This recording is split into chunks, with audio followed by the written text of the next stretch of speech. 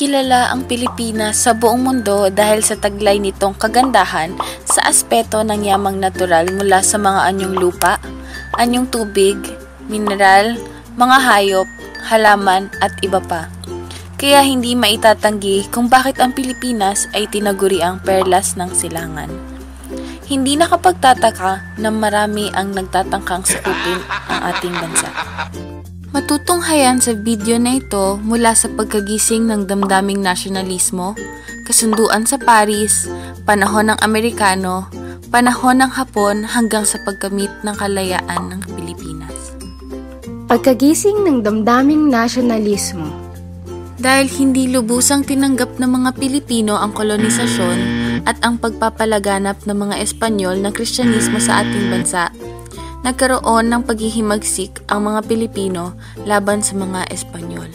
Noong Hunyo 3, 1892, sa pagdating ni Jose Rizal sa Pilipinas matapos ang kanyang paglalakbay sa Europa, kanyang itinatag ang La Liga Filipina.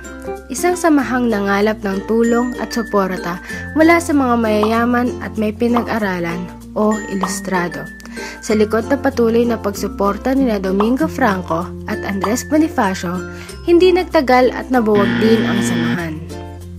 Kasabay ng balitang pagpapatapon kay Jose Rizal sa Dapitan noong Hulyo 7, 1892, ang pagtatag ng kataas-taasan, kagalang-galang na katipunan ng mga anak ng bayan o KKK, sina Andres Bonifacio, Valentin Diaz, Teodoro Plata, Ladislao Diwa at Deodato Arellano kasama ang ilang kasapi ng La Liga Filipina ay nagtipon sa 314 Calle Ascaraga sa Tondo, Maynila. Bilang supremo ng katipunan, pangarap ni Bonifacio ang makapagtatag ng isang bansang kikilalaning inang bayan na pamumunuan ng isang pamahalaan na tatawaging Haring Bayang Katagalugan.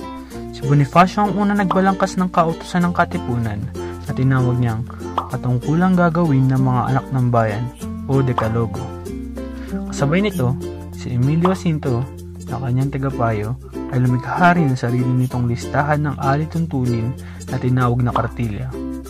Ito ay hango sa salitang Espanyol na kartilya na nangangahulugang paunang pangaral sa mga mag-aaral sa elementarya. Ang kartilya ay naging opisyal na talaan ng alituntunin ng katipunan. Hindi madali ang maging kasapi ng samahang katipunan.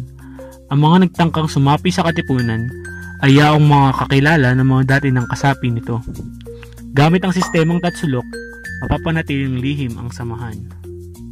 Naging masigasig ang mga katipunero sa paghihikayat ng mga bagong miyembro, lalo na bago sumiklab ang revolusyon. Kasabay nito, dumami rin ang mga tanggapan ng katipunan sa Pilipinas at umabot sa 30,000 hanggang 40,000 ang kasapi ng samahan. Gaya ng masoneriya, binubuo rin ng 3 antas ang kasapian ng katipunan. Bawat isa ay may sariling pananamit at banal na salita. Katipon, ito ay ang unang baitang ng pagkakasapi. Sa antas na ito, suot ng katipunero ang isang itim na tayalang pandong na may mga titik Z, LL at B na nangangahulugang anak ng bayan. Ang banal na salita sa nabanggit na antas. Kawal, ito naman ay ang ikalawang antas ng pagkakasapi. Isang luntiang pandong naman na mayroong puting tatsulok ang suot ng mga katipunero. Nakatali sa kanilang leeg ang isang luntiang laso na may palawit na medalyong mayroong titik K. Gumbursa naman ang kanilang gamit na banal na salita. Bayani, ito ang pinakamataas na antas ng pagkakasapi. Suot naman nila ang pulang pandong na napalilibutan ng luntian. Ang kanilang banal na salita ay Rizal. Sa ganitong paraan, mapapanatili ring lihim ang samahan. Noong Agosto 19, 1896 nang matuklasan ng pamahalaan ang Samahang Katipunan, ang mga paratang na ito ay higit na napatotohanan ni Teodoro Patino nang ang kapatid niyang babae ay ikinumpisal ang balak ng katipunan kay Padre Mariano Gil. Ilang araw matapos ang pagkatuklas sa samahan ay nagtipon ng mga katipunero sa Balintawak. Isang pangkalahatang kapulungan ang ipinatawag ni Andres Bonifacio sa Kangkong, lungsod Caloocan, at doon ay pinag-usapan nila kung ano ang nararapat nilang gawin upang ipakita ang tuluyan nilang pagtiwalag sa kapangyarihan ng Espanya, at sabay-sabay na pinunit ang mga katipunero ang mga tangan nilang sedula. At dito'y napagkasunduan na ang unang yugto ng kanilang pakikipaglaban sa Espanya ay magaganap sa Agosto 29, 1896. Kaugnay nito ay idiniklara ni Gobernador General Ramon Blanco na mapanganib at magulo ang Maynila, kasama ang mga lalawigan ng Bulacan, Pampanga, Nueva Ecija, Tarlac, Laguna, Cavite at Batangas. Hindi nagtagumpay si Bonifacio sa pagkapangulo. Nahalal naman siyang direktor panloob sa Asembleya sa Tejeros. Ngunit, marami pa rin ang nanatiling may agam-agam sa kakayahan ng Supremo ng Katipunan. Puno ng hinanakit na nilisan ni Bonifacio ang pagpupulong at ipiniwalang bisa ang naganap na halalan. Dito nagsimula ang tunggalian sa pagitan ni Bonifacio at Aguinaldo. Gayon din ang unting-unting pagbaksak ng samahang katipunan. Ang paglagda sa kasunduan sa Paris noong December 10, 1898 ang naghudyat sa katapusan ng digmaan sa pagitan ng Espanya at Estados Unidos.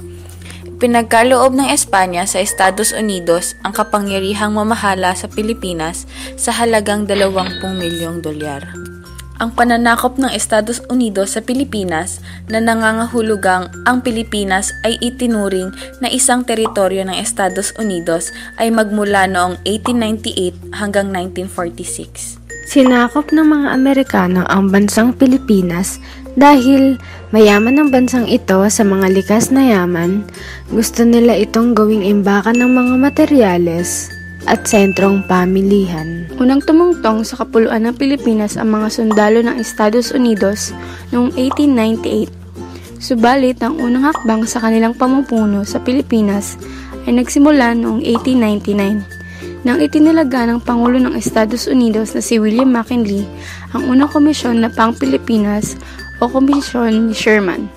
Ang Komisyon ni Sherman, ang unang komisyon ng Estados Unidos sa Pilipinas, ay isang komisyon na binubuo ng 5 mga Amerikano at pinamunuan ni Jacob Sherman. Kabilang sa mga kasapi nito ay sina Admiral Dewey at General Otis.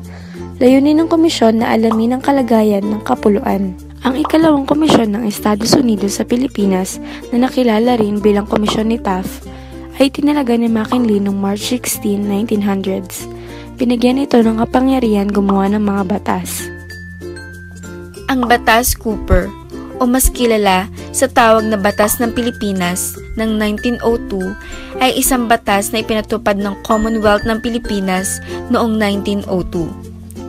Ito ay nagtakda ng pagbibigay ng mga karapatan sa malayang pananalita at pagpapahayag, kalayaang huwag mabilanggo dahil sa pagkakautang, pagiging pantay-pantay sa harap ng batas, at kalayaan mula sa pagkakaalipin. Sa bisa ng batas na ito, itinatag ang Asembleya o Batasan ng Pilipinas.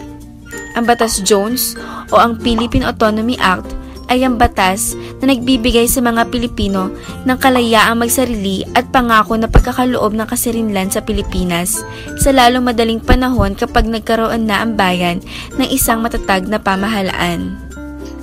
Dahil nais na ng mga Pilipino na magsarili, naglunsad sila ng mga misyong pangkalayaan. Manuel L. Quezon, unang misyon, 1912.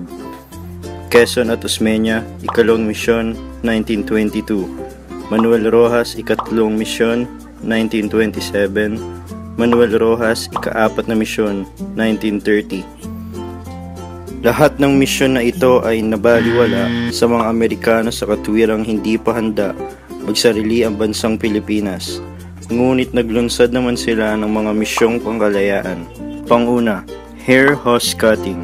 10 taon na oobserbahan ng mga Amerikano ang bansang Pilipinas kung pwede na tayo magsarili at magkaroon ng sariling saligang batas.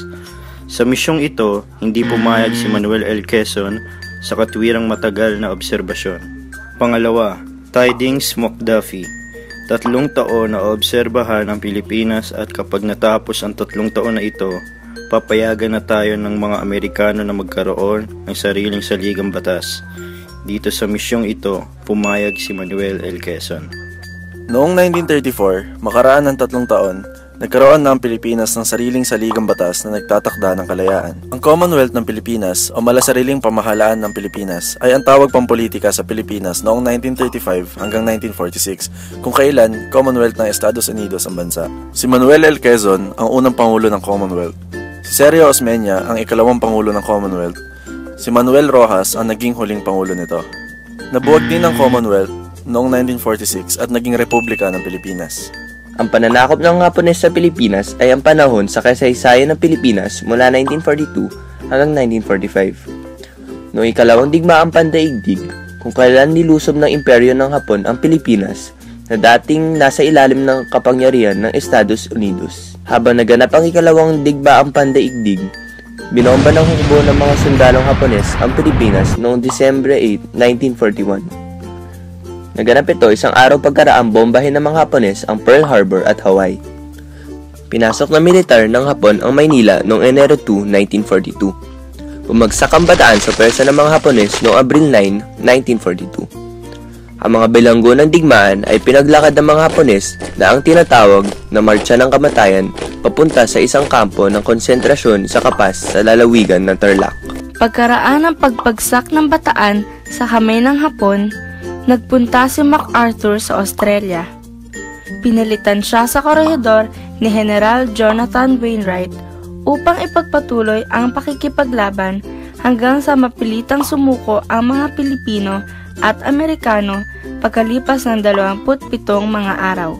Noong Oktubre taong 1944, nagsimula ang digmaan ng pagpapalaya sa Pilipinas mula sa mga Hapones nang lumapag ang mga puwersa ni Douglas MacArthur sa tangway ng Leyte.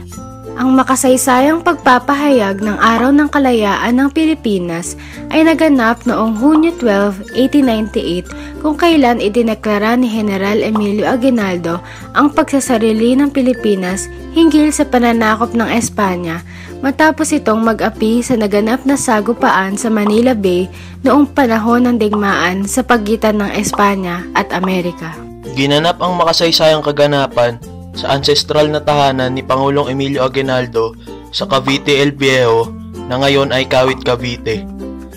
Isa sa naging tampok na pangyayari ay ang paglaladlad sa pambansang watawat ng Pilipinas na ginawa sa Hong Kong ni na Marcela Agoncillo, Lorenza Agoncillo at Delfina Herbosa, at ang pagtatanghal ng Marcha Filipina Magdalo, ang tinaguriang pambansang awit ng Pilipinas na ngayon ay naging lupang hinirang, na isinulat ni Julian Felipe at tinugtog ng San Francisco de Malabon Marching Band. Bagamat maraming pinagdaanan ang mga Pilipino, pinatunayan nila kung gaano katatag ang Pilipinas sa buong mundo. Maraming mga isinakripisyong dugo at pawis upang tuluyang makaalis sa kamay ng mga mananakop. Ang tanong, tuluyan na nga bang nakalaya ang bansang Pilipinas?